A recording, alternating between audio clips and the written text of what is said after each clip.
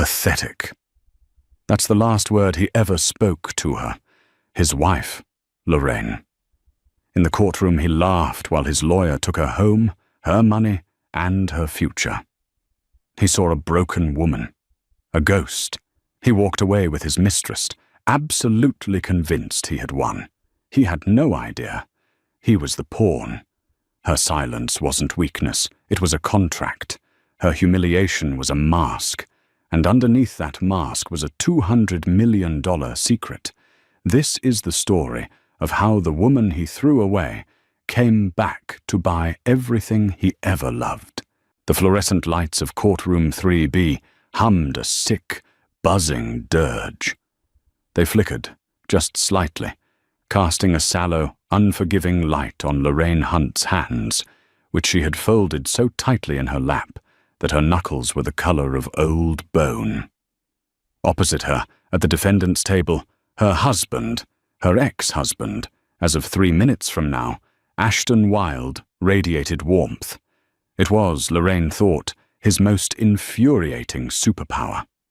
Even in this sterile box of cheap wood veneer and stale coffee, Ashton looked like he had just stepped out of a catalogue for men who summer in the Hamptons. His suit was a deep, offensive charcoal, tailored so perfectly it seemed less a garment and more an extension of his own ambition. His hair, a little long on top, was artfully tousled. He wasn't looking at her.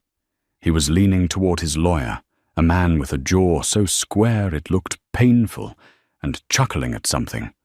The sound, low and rich, scraped against Lorraine's nerve endings. Then Ashton picked up his pen, a heavy, silver Mont Blanc she had given him for their 5th anniversary. He began to click it. Click, click, click. A steady, percussive rhythm that said, "I am bored. I am done. Let's get this over with." "Ms. Hunt?" Lorraine jumped.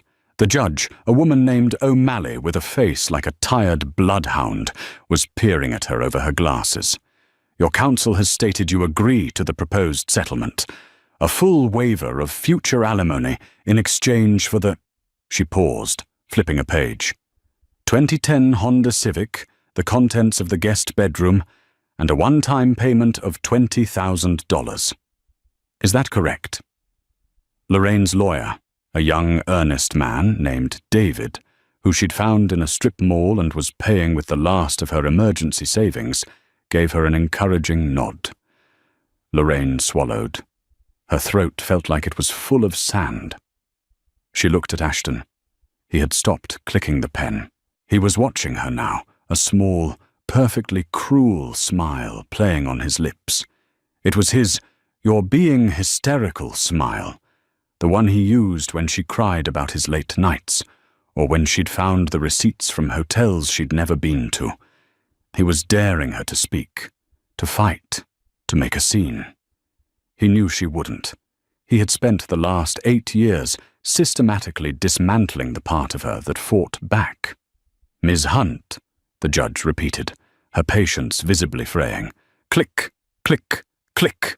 The sound from Ashton's table was the only sound in the room, a mocking countdown. "Yes," Lorraine whispered. Her voice was a dry rasp, a stranger's voice. "Yes, Your Honor, I agree." "Speak up, child," the judge sighed.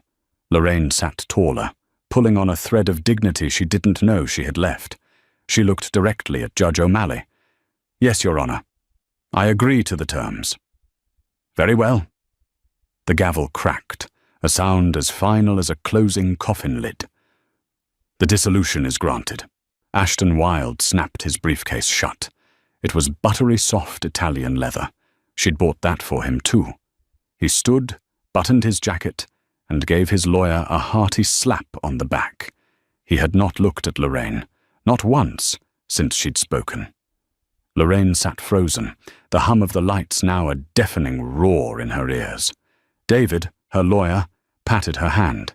"It's for the best, Lorraine. A clean break. You can start over now." Start over?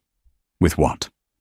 She was 34 years old, had an associate's degree in art history, and a resume gap of 8 years titled homemaker, a word that felt like a joke. She gathered her pilled wool coat, a coat Ashton had always hated. It makes you look frumpy, law.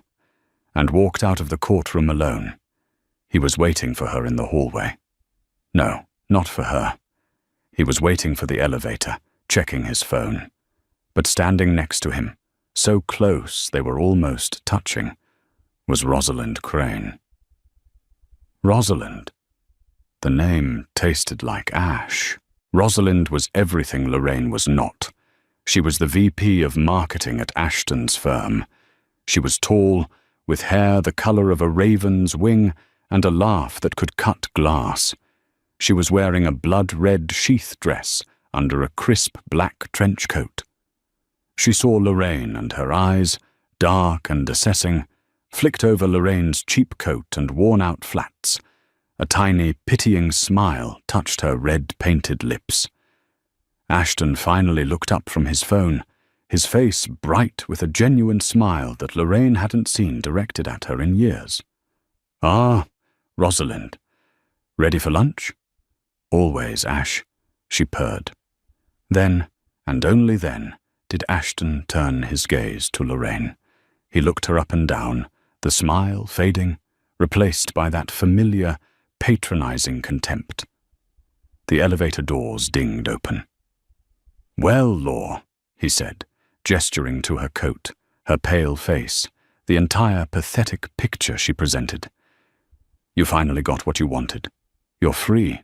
He stepped into the elevator beside Rosalind, his hand finding the small of her back. Just before the doors slid shut, he added one last thing, a final twist of the knife. "You know," he said, his voice laced with a performer's pity, "I almost would have respected you more if you'd fought, cried, something. But this silence," he chuckled, a dry, dismissive sound. "It was pathetic. Goodbye, Lorraine." The doors closed, sealing her in the hallway with the echo of his laughter.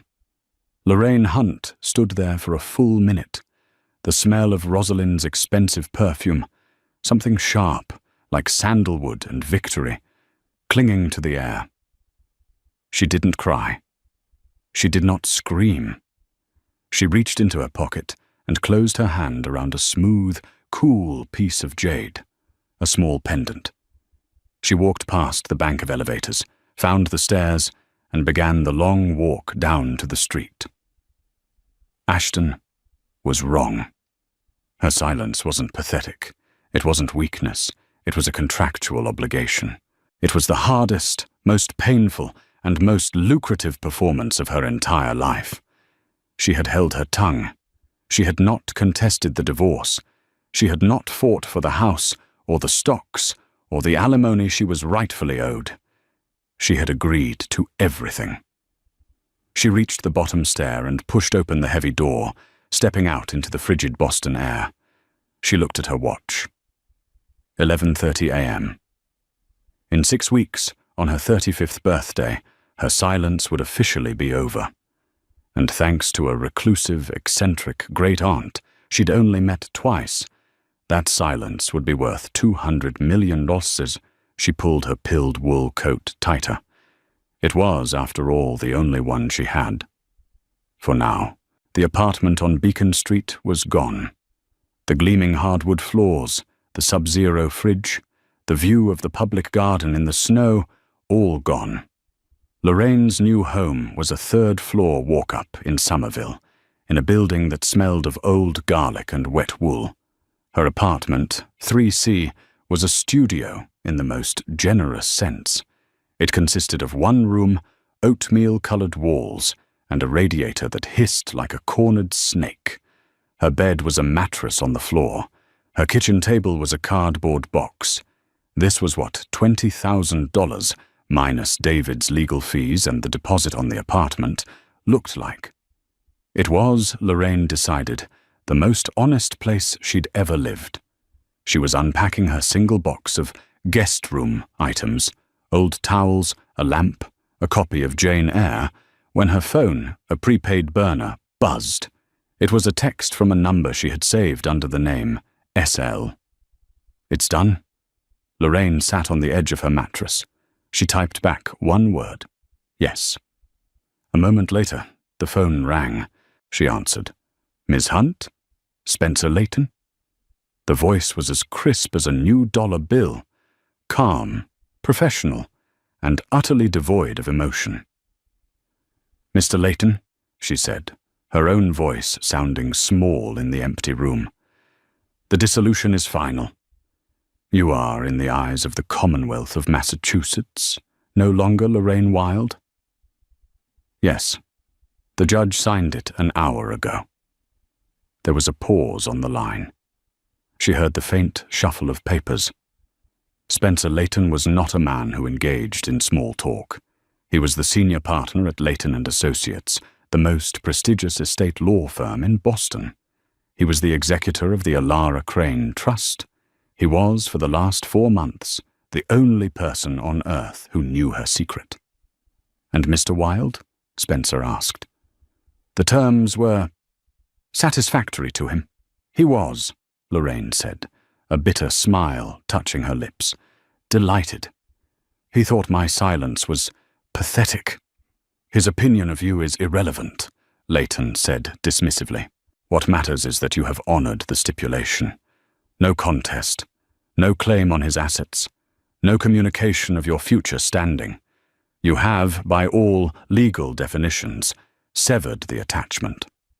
"Yes," Lorraine said, the word heavy. "I have." She remembered that first meeting in Spencer Layton's office, a place of such profound, old-world wealth that she had felt like an imposter. It was 4 months ago. Ashton had just asked for the divorce, telling her he and Rosalind were in love, and he deserved to be happy. Lorraine had been weeping in the guest room for a week when the letter arrived. Thick cream-colored cardstock, embossed with the Layton & Associates crest. They were requesting an urgent meeting regarding the estate of her great-aunt, Elara Crane. Lorraine had only met Elara twice. Once at a family funeral when Lorraine was 10. Elara had worn a hat with a veil and smelled of violets and dust.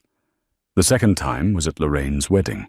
Elara, already in her 80s, had shown up uninvited, observed the lavish ceremony Ashton's parents had paid for, and given them one gift, the small jade pendant. She had pressed it into Lorraine's hand. "This is for luck," Elara had whispered, her eyes sharp and bright, scanning the crowd. "But I see you're going to need more than luck with that one. He smells of ambition. It's a rot." Lorraine had been horrified and had quickly hidden the peasant jewelry, as Ashton later called it. Now, sitting in Spencer Layton's vast mahogany-paneled office, she learned the truth. Elara Crane, the crazy old recluse of the powerful, wealthy Crane family, had been one of the shrewdest investors of the 20th century, and she had left her entire fortune, a staggering $200 million, to one person. Not to the main branch of the family, the branch that produced grasping, social-climbing wannabes like Rosalind Crane, a distant, disdained cousin as it turned to be. No, Elara had left it all to Lorraine. There was just one catch. Elara, a woman who'd been married and divorced 4 times, despised attachments. "It's what she called the Elara stipulation," Spencer Layton had explained, his face impassive. "You will inherit the principal sum of the trust on your 35th birthday. However, the inheritance is conditional. From the date of my reading, this will to you.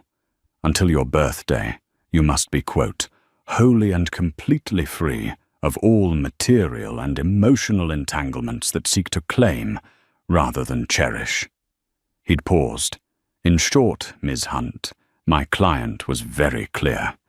If you are married when you turn 35, you get nothing. If you inform your husband of the inheritance in an attempt to save your marriage, you get nothing.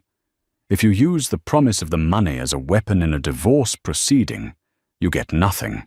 The trust dissolves, and the funds are redirected to the New England home for wayward cats. Lorraine had stared at him. He just asked me for a divorce. Yes, Spencer had said, a flicker of something, interest, pity in his grey eyes, a stroke of incredible or perhaps tragic timing. Ilara's will states you must be free. Your husband is offering you that freedom. The stipulation demands you take it, and you must take it on his terms. His terms? He must believe he is the one with the power, Leighton said. He must believe he is discarding you. You cannot fight him. You cannot claim assets. You must walk away with nothing but what he allows you to have. You must, in essence, become nothing to him. Can you do that, Miss Hunt? Can you be nothing for 6 months to gain everything? Now, sitting on her mattress in the dusty, cold apartment, Lorraine knew the answer. She had done it. 6 weeks, Miss Hunt, Spencer said, pulling her back to the present. 6 weeks until your birthday. The private security team monitoring your ex-husband and Miss. Crane reports they are celebrating at Vetro. You are, for now, forgotten. Good, Lorraine said. My advice, he continued, is to remain invisible. Get a part-time job if you must. Something simple. Pay in cash. Do not use your credit cards. Do not contact any of your old friends. They are his friends now. You are a ghost. Ghosts don't have dinner parties. I understand. Good. The trust will wire you a small, untraceable stipend for living expenses. $500 a week. It will be deposited in a new account under your maiden name. Use it sparingly. We are in the final stretch. Do not falter. I won't, she said, her voice stronger now. Very well. Happy Thanksgiving, Miss Hunt. He hung up. Lorraine stared at the phone. He hadn't just given her an order. He'd given her a strategy. He was the general, and she was the soldier, deep behind enemy lines. The enemy wasn't just Ashton. It was her own past, her own weakness, her own desire to scream at the injustice of it all. She put the phone down and stood up. The room was cold. She went to the window, which looked out onto a brick wall. 6 weeks. She could do this. She had given up her home, her friends, her name, and her pride. 6 weeks was nothing. She picked up Jane Eyre from the box. She opened the cover. Tucked inside was the small jade pendant Ilara had given her. She put it on. The stone was cool against her skin. She thought of Ashton, laughing at her pathetic silence. Let him laugh, she thought, the first spark of real, cold anger starting to glow in her chest. Let him laugh all the way to the bank. He has no idea I'm the one who owns it. Vetro was all glass and steel, a glittering jewel box perched on the 52nd floor, overlooking a Boston skyline that seemed to kneel before it. It was, as Rosalind Crane had declared, the only place to celebrate. To us? Rosalind said, raising her champagne flute. The diamond on her left hand, the one Ashton had given her the moment his divorce was finalized, was vulgar in its size, and she adored it. To us? Ashton echoed, clinking her glass. He leaned in and kissed her, a long, proprietary kiss that was as much for the watching room as it was for her. And to the end of, well, everything. Don't be morose, Ash, Rosalind purred, taking a sip. It's not an end. It's a beginning. The real beginning. Ashton settled back into the buttery leather banquette. He was, if he was honest, buzzing. Not from the champagne, but from the sheer, unadulterated relief. The last 6 months had been a slog. Lorraine, in her depression, had become dense, a walking fog of misery. It was like trying to swim through wet wool. "You were right," he said, spearing a piece of tuna tartar. "Your strategy was flawless." Rosalind arched a perfectly sculpted eyebrow. "I'm in marketing, darling. Strategy is what I do. The Band-Aid approach. Quick, clean, and brutal. If you dragged it out, she would have gotten ideas. Lawyers, spousal support, the house."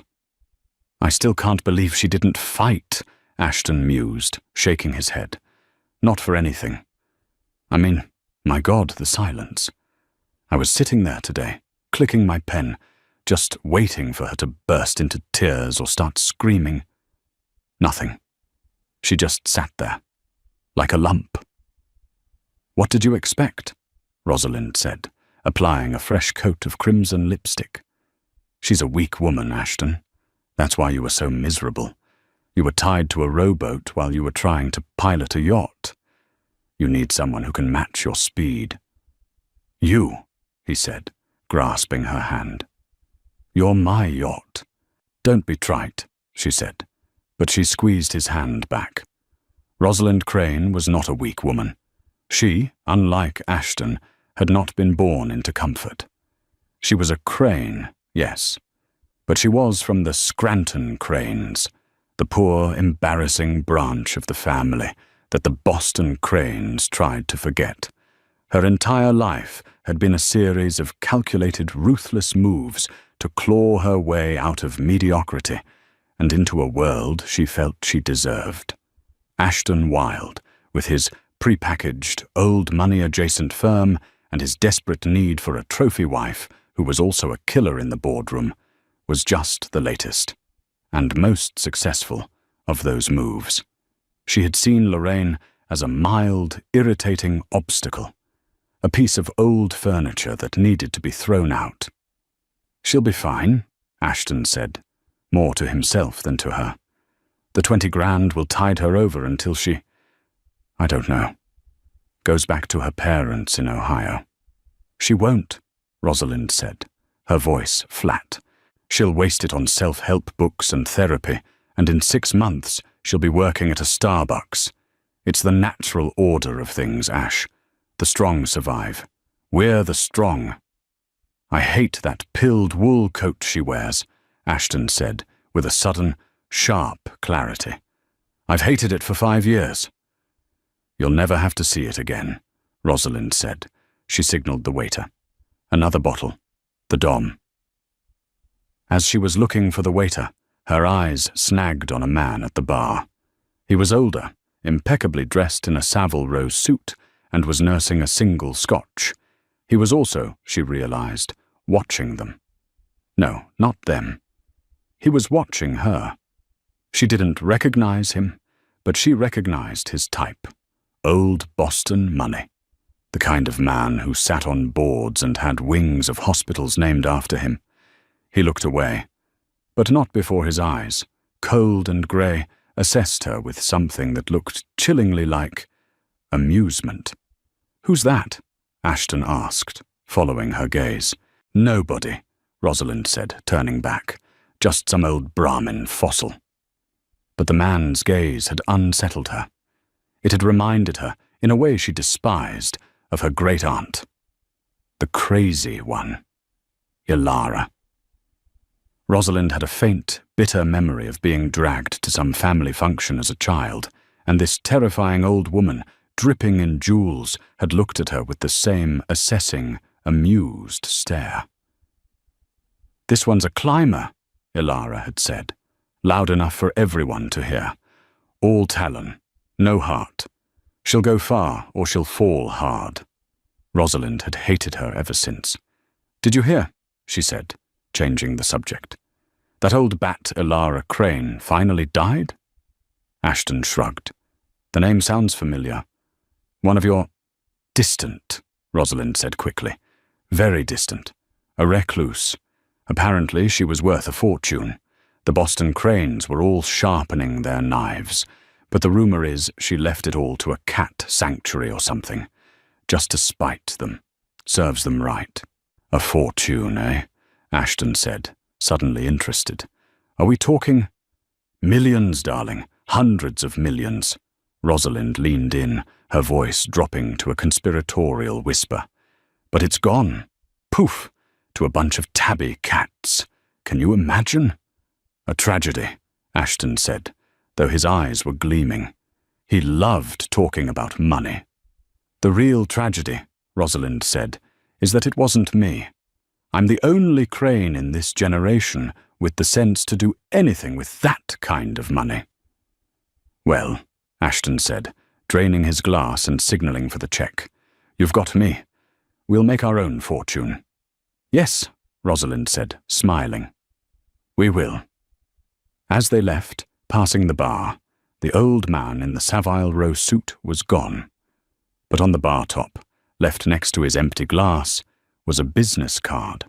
Rosalind, ever the opportunist, glanced at it as she passed. Leighton and Associates. Estate law. A shiver, cold and sharp, ran down her spine. She dismissed it. Probably just a coincidence. She looped her arm through Ashton's. Let's go home, darling, she said, her voice a low, victorious purr. I believe we have a king-sized bed that needs breaking in. Ashton laughed, and the sound was swallowed by the city lights. They were the strong, and the strong always win. Lorraine Hunt got a job at the Somerville Public Library in the archives. It was perfect. The archives were in the basement, a place of cool, dry air, the smell of old paper, and profound, uninterrupted silence. Her job, for 20 hours a week, paid in cash from a miscellaneous fund, was to catalogue a new donation of 19th century whaling logs. She became a ghost. Her days fell into a new rhythm. Wake up on the floor mattress, walk to the corner bodega for a coffee, black, and a bagel, day-old. Walk to the library, sit in the dark, deciphering the looping, faded cursive of men long dead. Sighted whale, 10 o'clock, lowered boats, stout struck first. She would lose hours, days in the ink. At night, she would walk home, buy a can of soup and a loaf of bread, and eat in her empty apartment. She read Jane Eyre again. She read Persuasion. She read every book she'd ever loved, books Ashton had called a waste of time.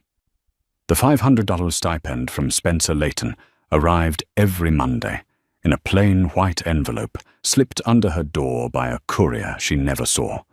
It felt like spycraft. She lived on less than half of it. The rest she put in a shoebox under her mattress.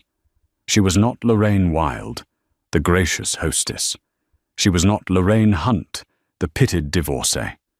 She was just Lorraine. The quiet woman from the archives. Her co-worker, a woman in her 60s named Merrill, with bright, purple-streaked hair, invited her for a drink one Friday. You're too pale, honey, Merrill said, squinting at her. You need a beer and some sunshine. Lorraine panicked, made an excuse. My cat is sick. Merrill just nodded. All right, but the offer stands. We all need a port in the storm. Lorraine felt a pang of guilt. Merrill's kindness was a simple, uncomplicated thing, but Spencer's voice was a constant echo in her head. Do not make attachments. Remain invisible. The silence, which had at first been a suffocating prison, was beginning to change. It was becoming hers. In her old life, silence was a failure. It was the empty space after Ashton's cutting remarks. It was the long, tense dinners where the clinking of silverware was the only sound.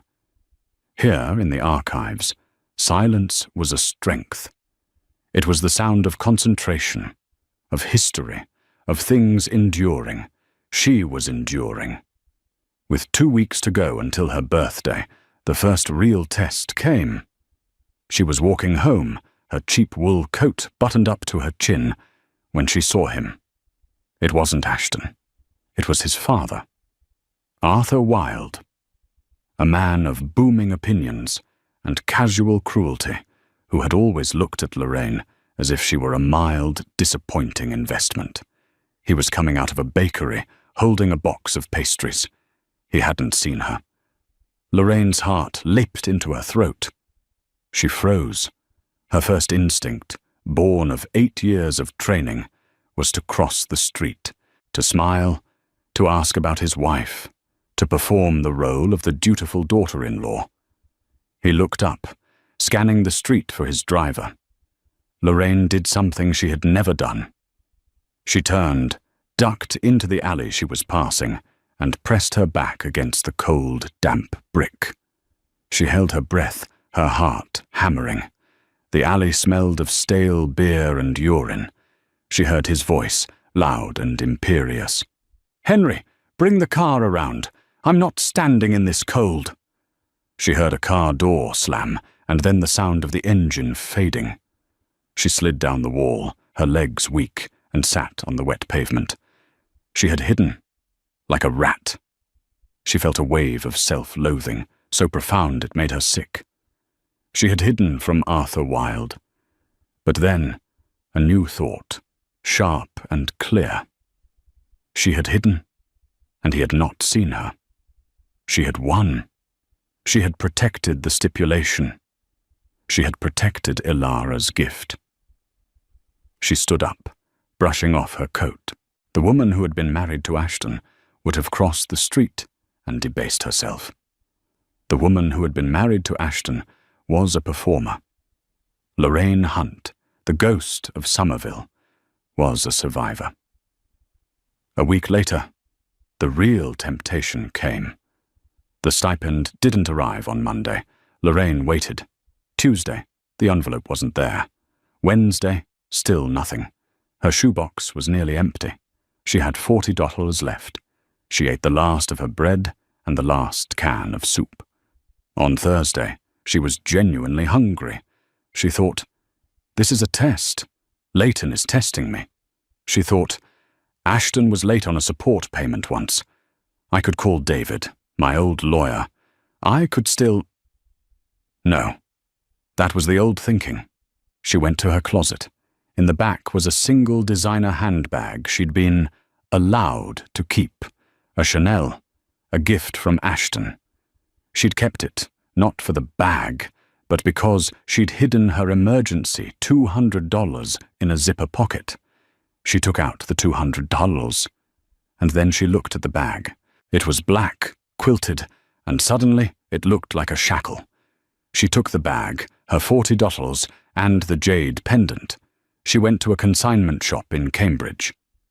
"It's a classic," the woman behind the counter said, her eyes sharp. "But it's got a scratch on the clasp. I'll give you $500 for it." "I'll take it," Lorraine said, not even hesitating. As the woman was counting out the bills, she noticed the jade pendant. "That's lovely," she said. "Unusual. Is it for sale?"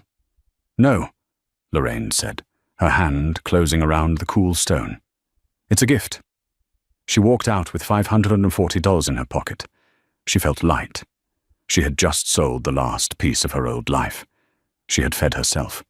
When she got back to her apartment, the white envelope was on the floor. It had been pushed under the door. She opened it. Inside was the $500, and a note in Spencer Leighton's elegant, severe script. "A clerical error. My apologies. The final stretch is always the hardest. Do not falter." Lorraine took the new $500 and put it in the shoebox with the $540. She was no longer just enduring. She was thriving. Her birthday was tomorrow. It was a Tuesday. She set her alarm for her library shift. She had logs to catalogue. Tuesday. Her 35th birthday. Lorraine woke up on her mattress. The sun was streaming through the grimy window. It was the 1st of May. She went to the library. She sat in the basement, and at 10:15 a.m. she finished cataloguing the Amelia, a whaling ship lost off the coast of Nantucket in 1843. She wrote the last entry, closed the book, and stood up. Merrill was at the bottom of the stairs, holding a cupcake with a single unlit candle. "Happy birthday, honey," Merrill said, smiling her purple lipstick smile. "The sick cat excuse was so bad, I figured you were a domestic violence case or a spy. I checked the employee records for your birthday. Go on, make a wish." Lorraine looked at the cupcake. It was lopsided, chocolate, and the most beautiful thing she had ever seen. She felt a sudden, sharp stinging behind her eyes. "Merrill, shh, don't have to say anything." Merrill lit the candle. "Wish." Lorraine closed her eyes. She didn't wish for money, or a house, or revenge. She wished for more of this. More simple, real kindness. She blew out the candle. "Atta girl," Merrill said. "Now, I'm clocking you out for the rest of the day. Go. Go have a life." Lorraine, holding the cupcake, walked out of the library and into the bright May sunshine. She ate the cupcake on the steps. It was delicious. Her burner phone buzzed. It was Spencer Layton. "It's noon," he said, without preamble. "The trust is active. Your access is enabled." Lorraine said, her mouth full of chocolate frosting. "Okay. I have a car waiting for you on the corner of Highland and Central. It will bring you to my office. We have much to discuss. Congratulations, Miss Hunt. You made it." The car was a black Mercedes, so clean it looked wet. The driver, a woman with a severe haircut, opened the door for her. Lorraine, in her pilled wool coat and with chocolate on her face, slid into the plush leather interior. She was back in Spencer Layton's office. The mahogany gleamed. But this time, Spencer was smiling. A small, thin smile, but a smile nonetheless. "Please sit." He didn't gesture to the hard-backed chair she'd sat in before. He gestured to the comfortable leather armchair by the window. On the table was a silver tray with a coffee service and a plate of pastries. "I took the liberty," he said. "Thank you, Mr. Layton. Spencer. I think, after all this, you can call me Spencer." He sat opposite her. "The Elara stipulation is officially satisfied. The full assets of the trust are now under your direction. 212,450,018 cents as of this morning's market open." Lorraine just nodded. The number was so large it was meaningless. "I am no longer your executor, Lorraine. I am, if you will have me, your advisor, your lawyer, your fixer, as the modern parlance goes." "I think I'll need one of those," she said. "First," he said, pushing a thin, black debit card across the table. "This is tied to your primary liquid account. It has a daily limit of $100,000. I trust that will be sufficient for now." Lorraine picked up the card. It felt just like any other card. It was heavy. "Second," he said, handing her a thick vellum envelope. "Your new keys, the penthouse at the Mandarin. It was one of Ilara's pied-à-terre. I think you'll find it more comfortable than Somerville. And third," Spencer's face became serious. He steepled his fingers. "Ilara had one final instruction, a post-stipulation directive." "Oh?" Lorraine's heart, which had been so calm, gave a small lurch. She wanted an announcement, a public one. He slid a piece of paper across the desk. It was a press release, for immediate release. "The Ilara Crane. Trust announces Heiress Boston, M.A. May 1st, Layton and Associates, representing the Ilara Crane Trust, is pleased to announce that the entirety of the 200 million-plus estate of philanthropist Ilara Crane has been transferred to its sole, designated heir, Ms. Lorraine Hunt of Boston. Ms. Hunt, the great-niece of Ms. Crane, has completed the terms of the private trust and takes full control of the assets, including a controlling interest in Crane Industries, effective immediately." Lorraine read it and reread it. Her name, her maiden name. "Why?" she whispered. "Why public? Elara was a cynic, Lorraine, Spencer said, not unkindly. She believed money didn't change people, it just revealed them. Her note on the matter was simple. The announcement is a bug light. It will show her exactly who the insects are. She wanted you to be prepared. She's naming Rosalind as a crane, Lorraine said, pointing to the name. Crane Industries. No, Spencer said, a genuine wolfish smile spreading across his face. That's the delicious part. Elara owned Crane Industries. The company Rosalind's father and grandfather ran into the ground. Elara bought it for pennies, decades ago. She's been the silent owner all along. As of today, Ms. Rosalind Crane's new boss is you. Lorraine looked at the paper and then at Spencer. This is not a bug light, Spencer, Lorraine said, a slow, cold, and utterly unfamiliar smile spreading across her own face. This is a tactical nuke. Indeed, Spencer said. I have it set to release to the AP Wire, the Boston Globe, and the Wall Street Journal. On your command. Lorraine thought of Ashton's mocking laugh. She thought of Rosalind's pitying stare.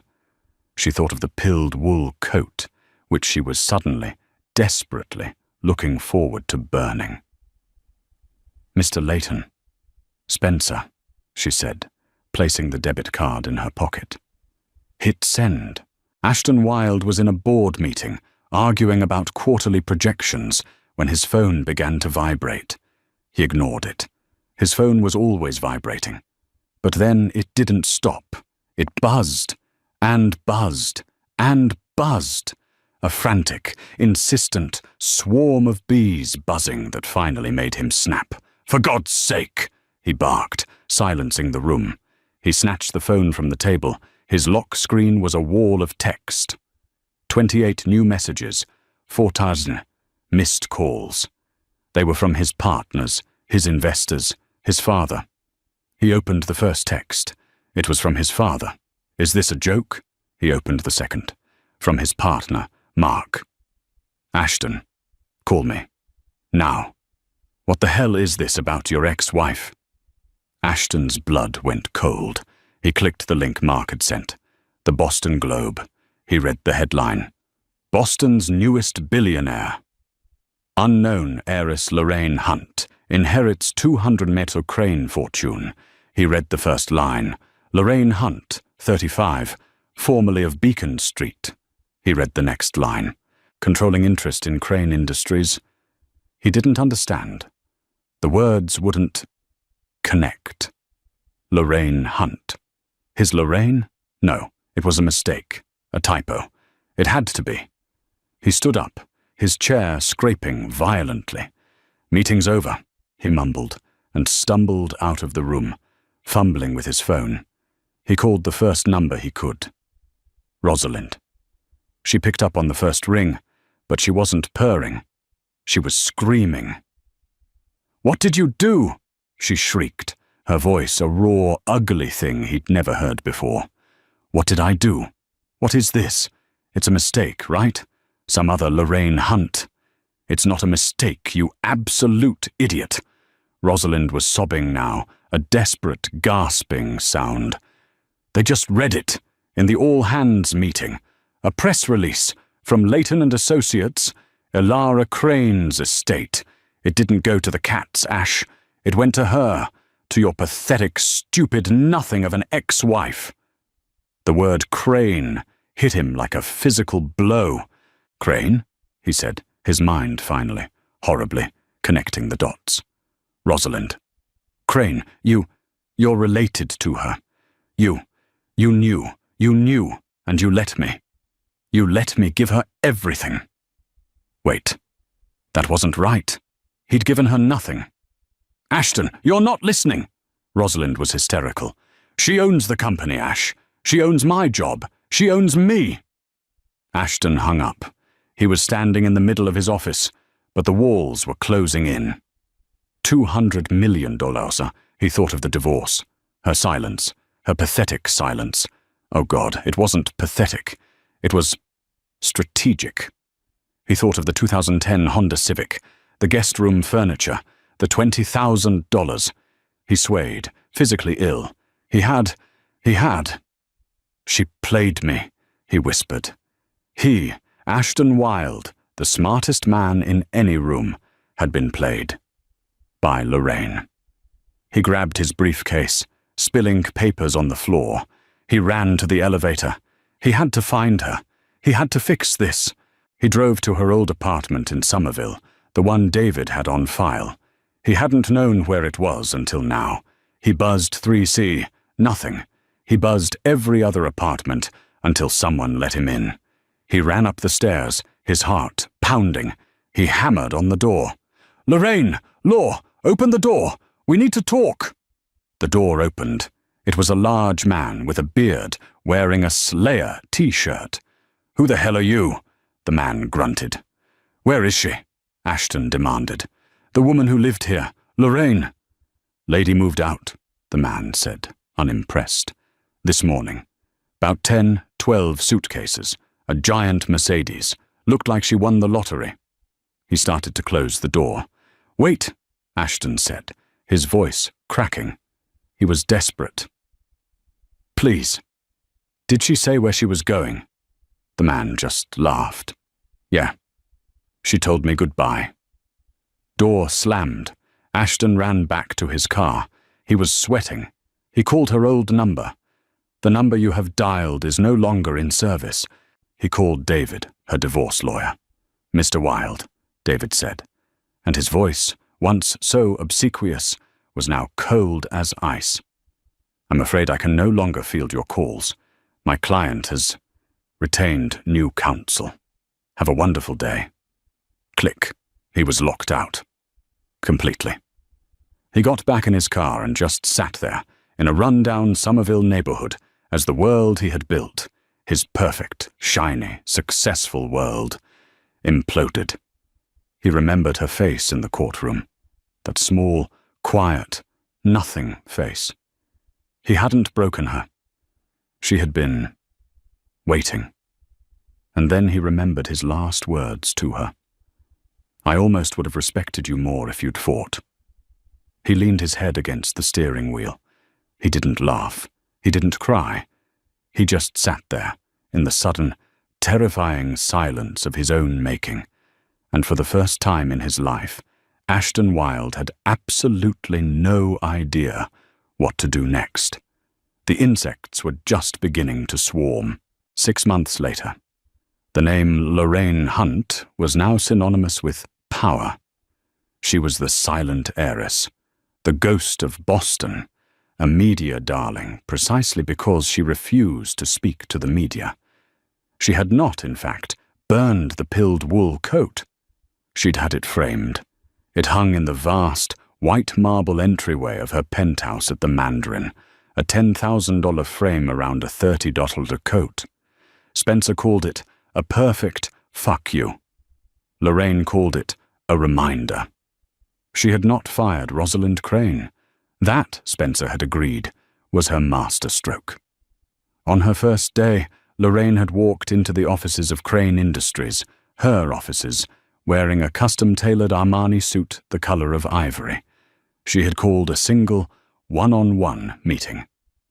Rosalind had shown up, pale, trembling, and looking for the first time, weak. Lorraine had sat behind the massive 19th-century mahogany desk, Ilara's desk, and pushed a single folder across its polished surface. "That," Lorraine had said, her voice quiet, "is your new project. You are being transferred, effective immediately. Congratulations on your promotion to head of Midwestern Logistics. You'll be based in our Sioux Falls, South Dakota, distribution center." Rosalind had stared, uncomprehending. "Sioux Falls?" "It's cold," Lorraine said, "but I'm told you're a strong woman. You'll survive. You're a yacht, after all. You can handle a little ice." Rosalind, recognizing her own words, had turned the color of ash. "You can't." "I can," Lorraine interrupted, her voice still a whisper, but it filled the room. I am. You're dismissed. Rosalind, the woman who had clawed her way to the 52nd floor, had fled to the icy plains of South Dakota. As for Ashton, he had unraveled. Without Rosalind's strategy, and with the public humiliation of being the man who'd fumbled a $200 million wife, his firm had hemorrhaged clients. He'd tried to sue Lorraine.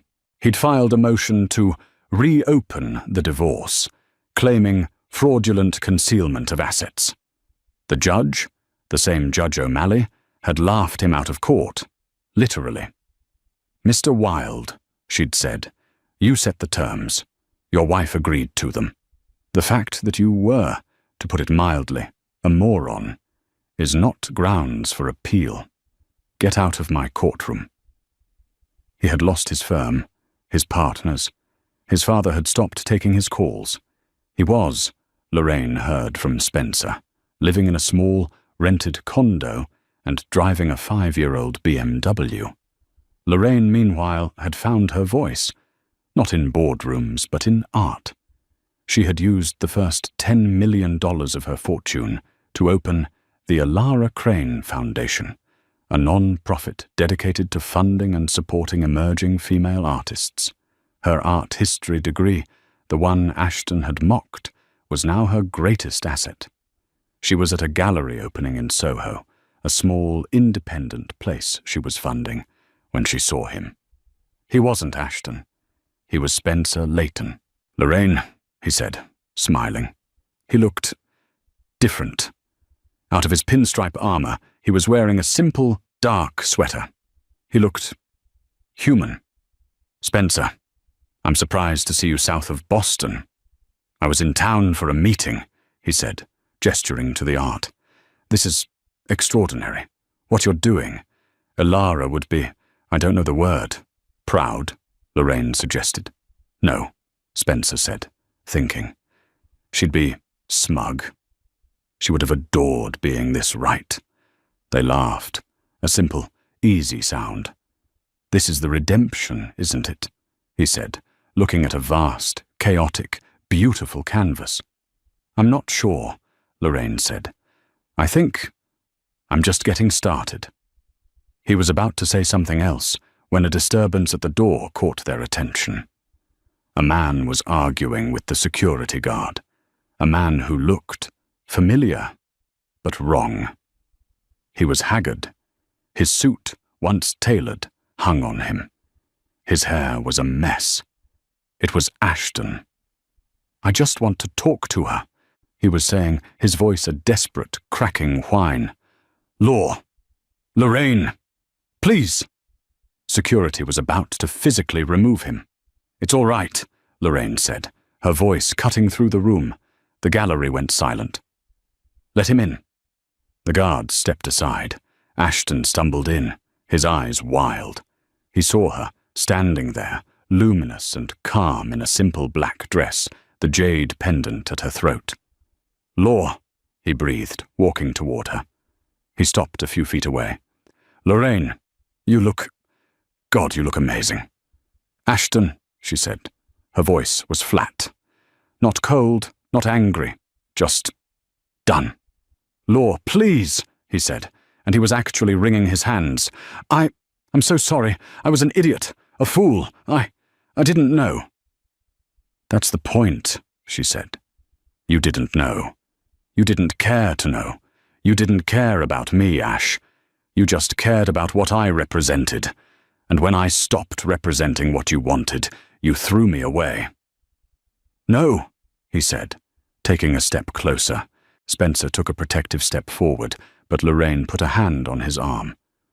"It's okay, Spencer." She looked back at Ashton. "I can fix this, Law," Ashton pleaded. He was trying to find his old charm, but it was gone. He just looked pathetic. "We can fix this. I've lost everything, but I still love you." Lorraine almost laughed. It was the same word, pathetic, that he had used for her. The irony was so thick it was choking. She looked at this man, this shell of a man, who had mocked her, betrayed her, and dismissed her. She searched for the anger, the pain, the years of humiliation. She found nothing. He was just a man. A small, sad man. "No, Ash," she said, and her voice was finally her own. It was clear, and it was strong, and it was free. "You don't love me. You love the idea of me. The idea of my money. The woman you loved, the one you destroyed, is gone. You're not looking at her." "But what can I do?" he whispered, his eyes filling with tears. "Tell me what to do. I'll do anything." Lorraine Hunt looked at her ex-husband, the man who had laughed at her silence in a cold, grey courtroom. She gave him the first and last real smile she'd ever shown him. "I have nothing to say to you, Ashton." She turned, took Spencer's arm and walked away, leaving him standing alone in the middle of a room full of art he would never understand, bought with a fortune he would never touch. Lorraine's story of silence and strength is over, but the conversation is just beginning. What did you think of her revenge? Was it colder than a Boston winter, or just plain perfect? We all know someone who has been underestimated, or maybe you've been the Lorraine in your own story. Share your thoughts in the comments below. What was your favorite twist?